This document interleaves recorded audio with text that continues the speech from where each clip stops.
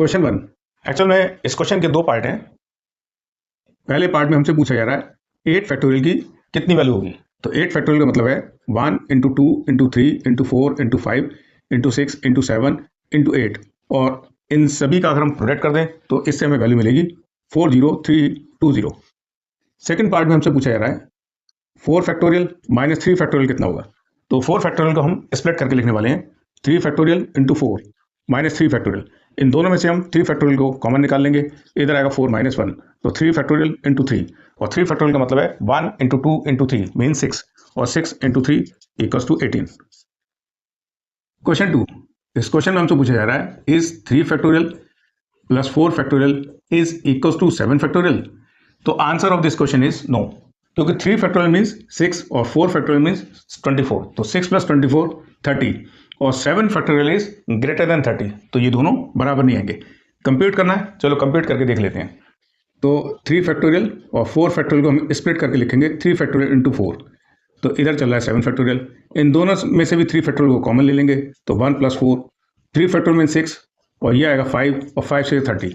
अब देखते हैं 7 फैक्टोरियल के लिए, इसको लिखेंगे 1 into 2 into 3 into 4 into 5 into 6 into 7। अब 5 से 30, तो हमें यही मिल गया।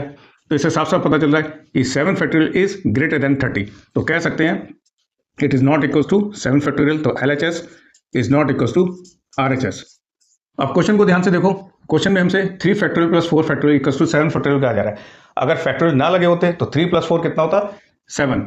फैक्टोरियल लग गया तो इसका मतलब बराबर तो है नहीं। तो आई hope you understand this question. Question 3, इसमें हमसे कहा जा रहा है कंप्यूट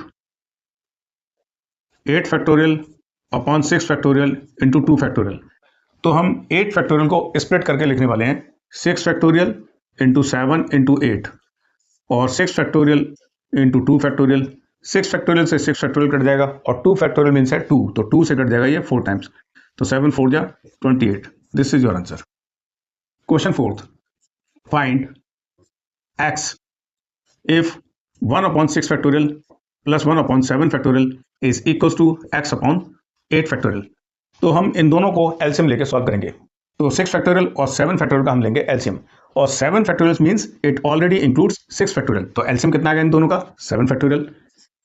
7 फैक्टोरियल को हम 6 फैक्टोरियल से डिवाइड करेंगे, तो इधर मिलेगा हमें 7, तो 7 इंटू 1 7, और 7 फैक्टोरियल 1 टाइम कट जाएगा, इधर आएगा x अपॉन 8 फैक्टोरियल को हम स्प्लिट करके लिखेंगे, यानी 7 फैक्टोरियल इंटू 8। 7 फैक्टोरियल से ये कट जाएगा, 7 और 1 8, 8 इंटू 8 64, तो x इक्वल्स टू 64। क्वेश्चन 5, इस क्वेश्चन में हमसे कहा जा रहा है इवैल्यूएट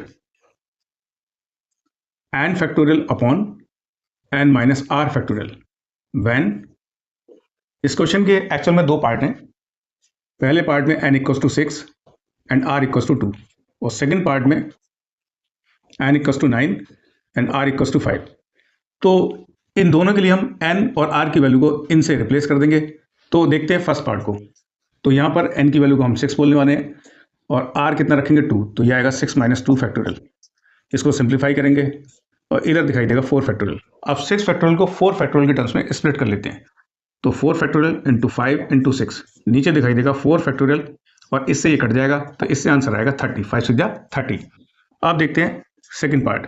इसमें n को रिप्लेस कर देंगे 9 से, तो 9 फैक्टोरियल, और r को रिप्लेस करेंगे 5 से, तो 9 माइनस 5 फैक्टोरियल।